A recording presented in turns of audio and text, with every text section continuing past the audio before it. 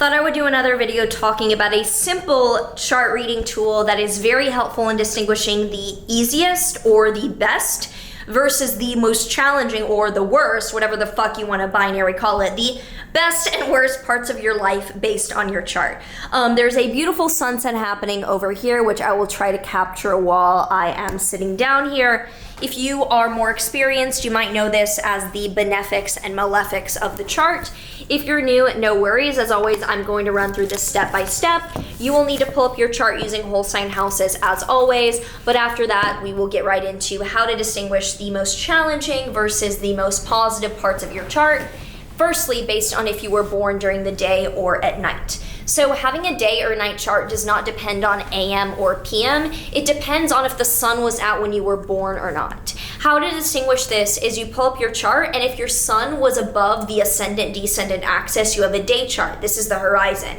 If it's below the ascendant-descendant axis and it's down here, you then have a night chart because the sun was below the horizon and our eye line at your time of birth. Now, there's some people who argue that if it's like a degree below the descendant, then it's still a daytime chart. There are very few cases like that. If you're one of them, then maybe this will help you discern if you have a day or a night chart. I tend to go for literally if it's below the descendant, you have a night chart, and that's worked really, really well for me. However, I've seen other astrologers disagree with that, so you all can discuss that in the comments. But this technique does depend first on if you have a day or a night chart. My sun is high above the horizon in the 9th house. I'll use my chart for reference. Now, if I was born like 5, 6, whatever hours later, you would see my sun move into the bottom half of the chart. That is a night chart. Again, it has nothing to do with AM or PM. It has to do with the sunrise and sunset on the day that you were born. If you were born during the day, the most positive planet in your chart is Jupiter, and the most challenging planet in your chart is Mars. If you were born at night, the most positive planet in your chart is Venus, and the most challenging planet is Saturn. So I will go off of the day chart first, and then I will explain the night chart for how to figure out what area is the most challenging and then the most positive, because this is I'll even give more explanation than just the planet in the house.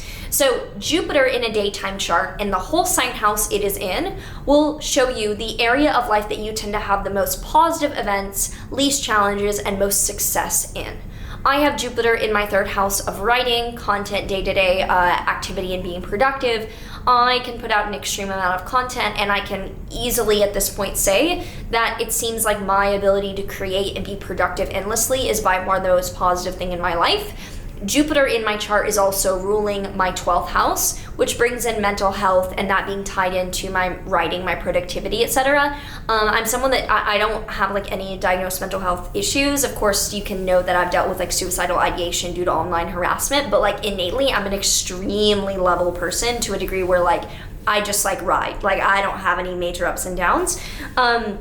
So you can look to the house that Jupiter's in and also the houses that Jupiter rules, which tie in meaning into that as well.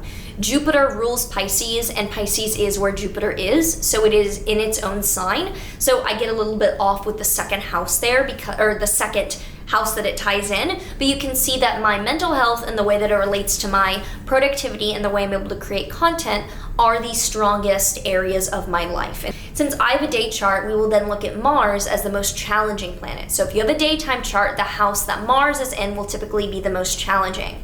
I have Mars in the 8th house of shared finances and other people's money that I might be dealing with.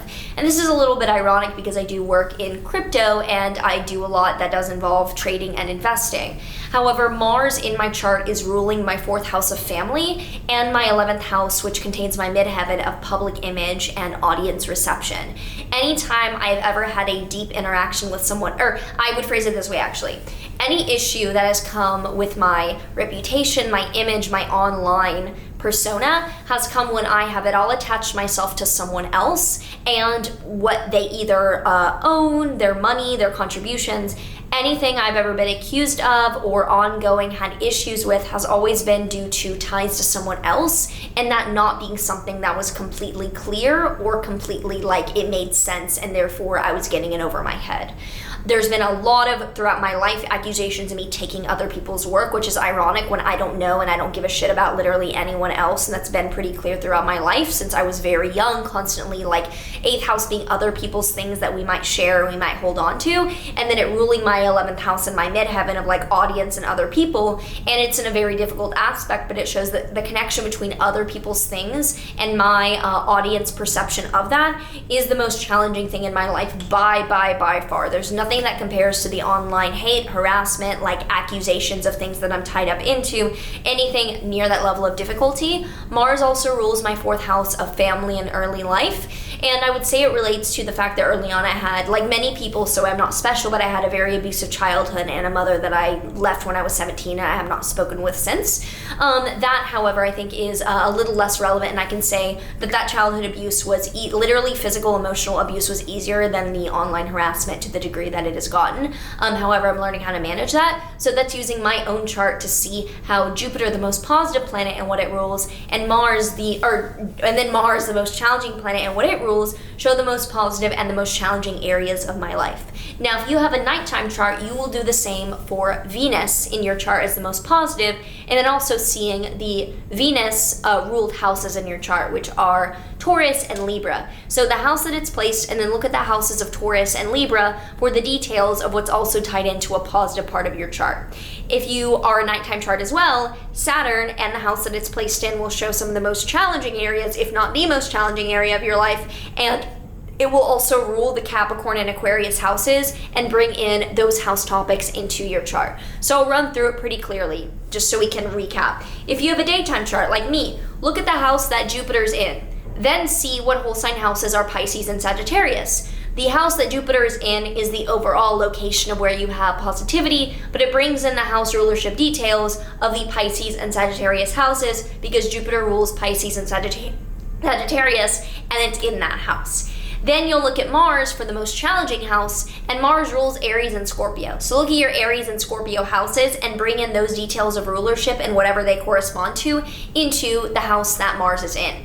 If you have a nighttime chart, you'll look, like I said, at Venus, whatever house it's in. It's bringing in the meanings of the houses of Taurus and Libra into that house. And then you're looking at Saturn for the house that is the most challenging, bringing in the rulership of the Capricorn and Aquarius houses in your chart. So this is pretty helpful when you're determining, especially with young people, what they're going to have the most success versus challenge in.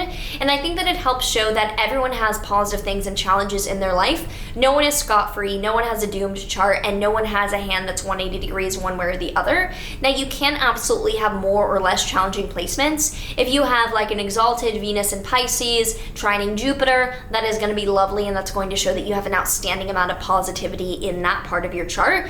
And then if you have a date chart, you have Mars, maybe it's fallen, maybe it is in Cancer, maybe it is squaring Saturn. I have Mars squaring Saturn. That is a lot more challenging, and that can show a little bit more struggle. I think that it's also helpful in objectively analyzing a chart, being like, yeah, you do have it really good in this area. You might not realize how good that is, but it is really strong. Like how I don't realize that I can just go, and I don't understand how people shut up or don't have nonstop things to say. I think that like there's other things in my chart too, but like, oh my God, if I didn't have to edit, put hashtags, do all these things, I would just put out content literally nonstop. In fact, like I went out into Times Square and tried to talk to people about astrology.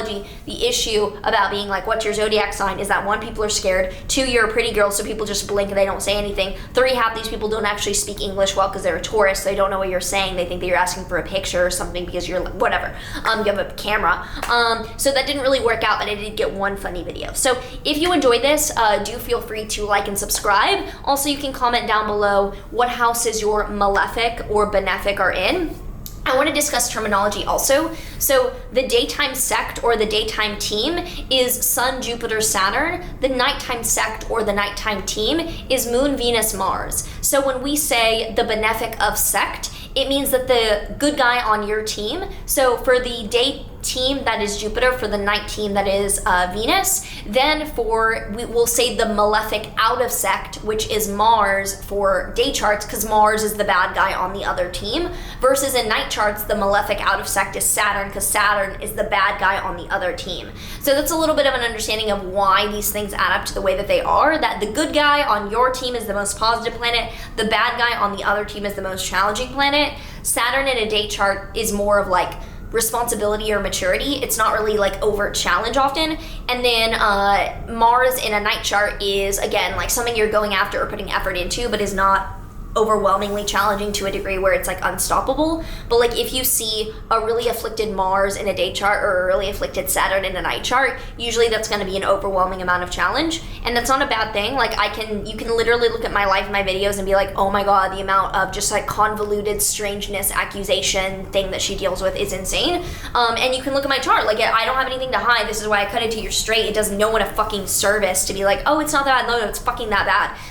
But it's neutral in the way that I look at it as wanted or unwanted. So I hope this helps you analyze the most positive and challenging areas of your chart. As always, if you comment below what you have and you're like confused, some other people might help you with that. So with that, I will see you in the next, actually, we're gonna do a little bit of a fit check because why not? I don't have the entire outfit on because I don't feel like putting my shoes on yet. I have things to film still. So I'm literally just wearing, I wore this when I was in Vegas actually, and I think I showed it because it's a very easy outfit.